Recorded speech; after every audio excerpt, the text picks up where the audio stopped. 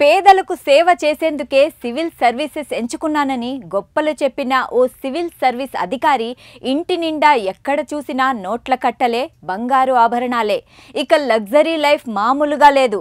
2020లో Assam civil సర్వీస్లో ఎంపికైన ఆ అధికారి కేవలం 6 ఏళ్లలోనే అవినీతి తిమింగళంలా అవతారమెత్తడం ఇప్పుడు అందరినీ తీవ్ర విస్మయానికి గురి చేస్తుంది.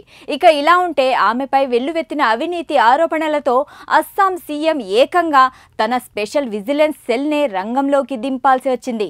ఇంతకీ ఎవరా అధికారి? ఇంత తక్కువ సమయంలో కోట్లు ఎలా సంపాదించింది? సివిల్ సర్వీసెస్తో పాటు అవినీతిలో ఆమె పీహెచ్డీ చేసిందా?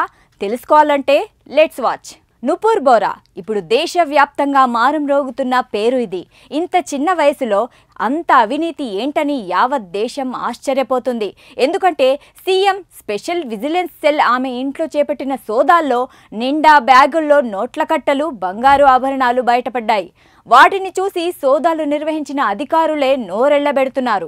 గౌహతిలోని ఆమె నివాసంతో పాటు పలు చోట్ల సోదాలు గత 2 రోజులుగా కొనసాగుతున్నాయి. ఈ సోదాల్లో ఇప్పటికే కోట్ల రూపాయలు బంగారు ఆభరణాలు అధికారులు స్వాధీనం చేసుకున్నారు. ఇంకా దర్యాప్తు జరుగుతుందని అధికారులు చెబుతున్నారు.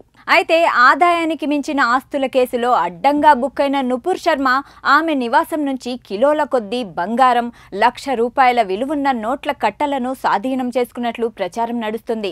అంతేకాదు ఆ సమయంలో నోట్ల కట్టలను అధికారులు మిషన్లతో లెక్కేస్తున్న దృశ్యాలు బయటికి వచ్చాయి. ఇక ఆమెను అరెస్ట్ చేసి అవినీతి బాగోతం మీద ప్రశ్నిస్తున్నారు.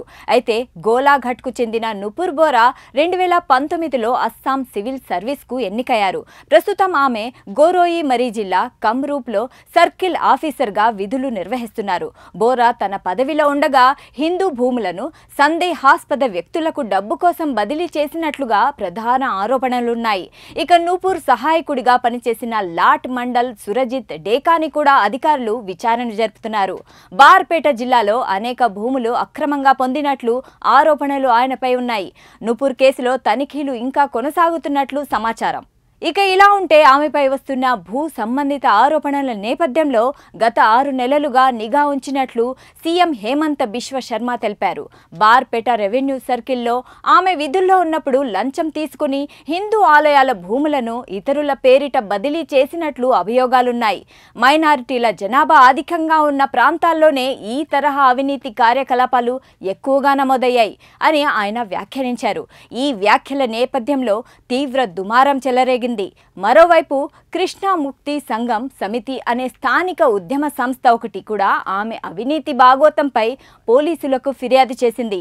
అయితే అస్సాంలో అవినీతి రహిత పాలన పేరిట సీఎం స్పెషల్ విజిలెన్స్ సెల్ను 2021లో హిమంత బిశ్వ శర్మ ప్రారంభించారు. అధికారుల అక్రమ ఆస్తులపై దాడులు, అవినీతి సంబంధిత కేసుల విచారణ, సున్నితమైన భూమి బదిలీ వ్యవహారాలపై నిఘా తదితర అంశాలను ఈ విభాగం చూసుకుంటుంది.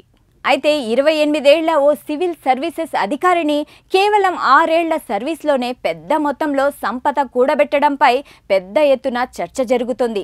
విజిలెన్స్ అధికారులు నుపూర్ బోరా ఇంట్లో నోట్ల కట్టలను మిషన్తో లెక్కేస్తున్న బంగారానికి సంబంధించిన వీడియోలు సోషల్ మీడియాలో హల్చల్ చేస్తున్నాయి. నుపూర్ బోరా అవినీతిలో పీహెచ్డీ చేస్తున్నట్లు ఉందని నెటిజన్లు సెటైర్లు వేస్తున్నారు.